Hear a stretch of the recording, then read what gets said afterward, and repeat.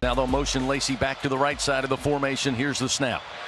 Pump fake by Nussmeier. He's going to throw towards the end zone. Caught! Touchdown! Fighting Tigers! Tigers win! Tigers win! In the right corner of the end zone. 25-yard strike to Kyron Lacey. And the Tigers indeed walk it off here at Tiger Stadium with a 29-26 victory. 6 victory. 1 year ago, Chris Blair on the call, the LSU Sports Radio Network. It was Garrett Nussmeier to the late Kyron Lacey. Heroics for LSU as the Tigers would upset Ole Miss in Tiger Stadium. Devastating blow for Ole Miss in their playoff chances. A game that sort of propelled LSU as they started on what would be a really good October until they ran into some trouble in College Station. But this game generally delivers. LSU and Ole Miss. We know the stats. Home team has won the last 5 in this series. It has been a game that before this run of the last 5 years has been dominated, really, had been dominated for the previous half decade by LSU, where the Tigers had won 5 straight until this recent run. And Lane Kiffin obviously has been a big part of elevating Ole Miss's program from a doormat, a runt, which is what they've been throughout most of their history, to at least a respectable team. But this is one where I've said from the beginning of the week, and this upsets a lot of Ole Miss people. I don't know how this game is even close. I don't know what I'm missing so dramatically in this game that has Ole Miss favored or even this remotely close. I don't care that it's being played on the road in a glorified high school stadium with metal beams on the outside when you walk in, where their history is so pathetic that they have to put up a 2003 SEC West Championships banner in their stadium when LSU beat them in that stadium and won not only the West, the SEC, and also the national championship that year. That is the level of runt that we are talking about here with Ole Miss. And they've had some moments, but the bottom line is, I don't know what I am missing that would lead me. Like, there's a lot of times I'm not sure. Like, if I think LSU's going to lose a game, I'll tell you. I said there and pick Clemson to beat LSU. Yep. No, you will. I will tell you if I think I picked Ole Miss to win this game last year in Baton Rouge. They were 3.5-point favorite. And you know what they should have? You know why they didn't? Because their coach choked. Their coach is a really good offensive game planner. He can scheme an offense. You know what he can't do? Manage a game and win. He starts going forward on 4th down in his own territory, deep, turning over possessions. Last year, deep in LSU's territory after a turnover, got no points because he went forward on the 4th down, choked away opportunities against Florida. That dude lost twice last year as a double-digit favorite to Kentucky and Florida. Let me ask you something there, Rhino. Yep, ask away. Let me ask you something. Ask away. If you're a double-digit favorite and you lose twice, what do people generally say about that team? You stink. No, you got outcoached. The coach Why did the team with lesser talent win? Because you got outcoached. The coach made mistakes. And that's what happens with Ole Miss all the time with Lane Kiffin. Great offensive mind, and sure, they can play the bully and they can beat up on bad teams. Last year was their opportunity. I had the utmost respect for what they did. They went in the transfer portal, bought an incredible roster a year ago. That was their opportunity, and their coach gagged it away. Yep. They lost twice as a double-digit favorite. They lost in Baton Rouge, a game they had no business losing, where they didn't trail until the final score in overtime. They left the door open, and LSU snatched the victory away. I look at this game, and it's a total role reversal, because I look at Ole Miss right now. They returned 2 starters from last year's team. 2. And everyone just is gaga over this offense right now with Trey'Dez Chambliss. You got a guy from Ferris State. As my friend Russ Mitchell said earlier this week, Ferris ain't a state, it's a wheel.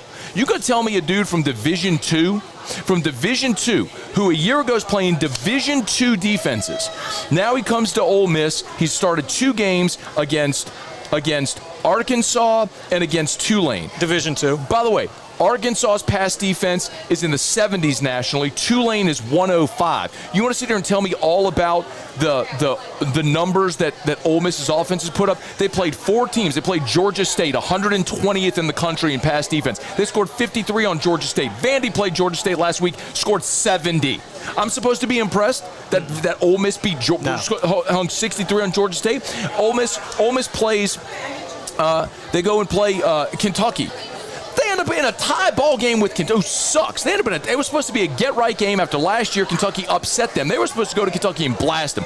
Get you revenge game, payback. That game's tied with 5 minutes to go in the third quarter. Yeah, Kentucky stinks. Kentucky is awful. Kentucky literally doesn't do anything well. They're at the bottom of the league rankings across the board in everything. They stink at everything. And Ole Miss was in a dogfight with them 5 minutes to go in the third quarter. This Ole Miss team defensively is atrocious. I watched Arkansas go into Oxford and put up 500 yards of offense on that defense. I watched Tulane last week rush for 180 yards. Tulane ran for 180 yards against this Ole Miss defense. Someone is going to have to explain to me what I am missing, because clearly there is something I don't see. Because what I've seen is Blake Baker's defense with pros at every level, because I know what's going to happen in April. The draft's going to roll around. Patrick Payton, Jack Pyburn, Bernard Gooden, Whit Weeks, West Weeks, Mansour Delane, A.J. Halsey, all these guys, Harold Perkins, they're all getting drafted. Early. They're all getting drafted. Yep. LSU's got pros at every level of the defense that's going to be going against a Division II dude that's lit it up so far against garbage teams. This will be, by a mile, the best defense they have faced, and might be the best defense they face all year. And I'm supposed to sit there and think Ole Miss is going to crack the code? When LSU goes to Clemson and a fifth-year senior with 4 returning offensive linemen and 2 all-conference receivers, they put together 1 scoring drive? Heisman candidate. And everyone's, Clemson stinks. Because LSU broke them. Like, that place was a madhouse when LSU went up there and played them. And they put together 1 scoring drive.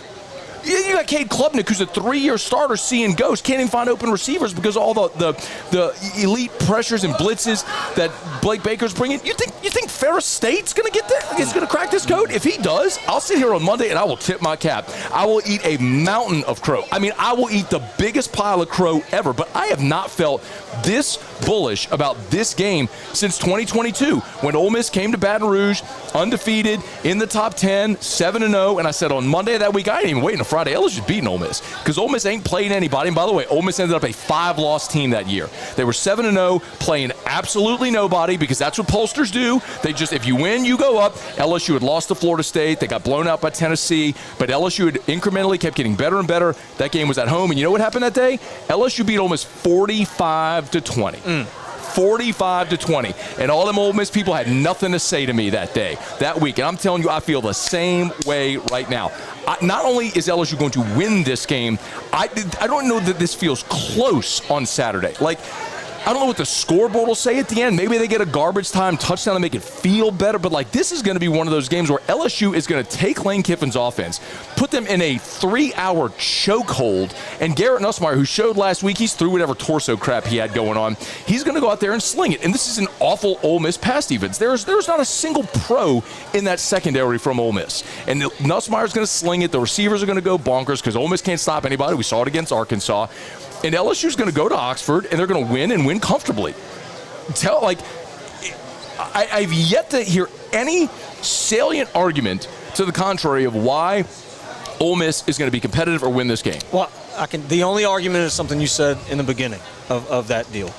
The home team has won the last 5 games. And they could play this on the moon, and LSU's kicking the crap out of that team on Saturday. Yep. Play it on Mars. Play it in spacesuits. Put them all in spacesuits to sort of negate the speed. Ain't gonna matter. Dang. This ain't an anti-Ole Miss sentiment. I picked Ole Miss to win this game last year. Yeah, no, because they were the better team. I get it. LSU is so dramatically the better team. I'm going to tell you what I've said since the offseason. And it's not me watching 4 games and trying to make something out of LSU beating Florida, who stinks. It ain't that. I have watched this team since spring and fall camp, and where a lot of people in media don't have the benefit of going and actually watching a team in practice because coaches don't allow access. Brian Kelly gives us access. I probably watched 20 hours of this team during fall camp, and I watched Mansour Delane, and I watched A.J. Halsey, and I saw Bernard Gooden give Josh Thompson hell, who's a 2-year starter in the Big Ten, and I watched this defense. I watched Harold Perkins look like Harold Perkins again. Like, I saw it. I'm not guessing. I wasn't watching him do stretch drills. I'm watching 11-on-11. I'm watching 7-on-7. I'm watching 1-on-1 drills with great receivers and DBs, and I'm like, this is what $18 million looks like. And I got news for you.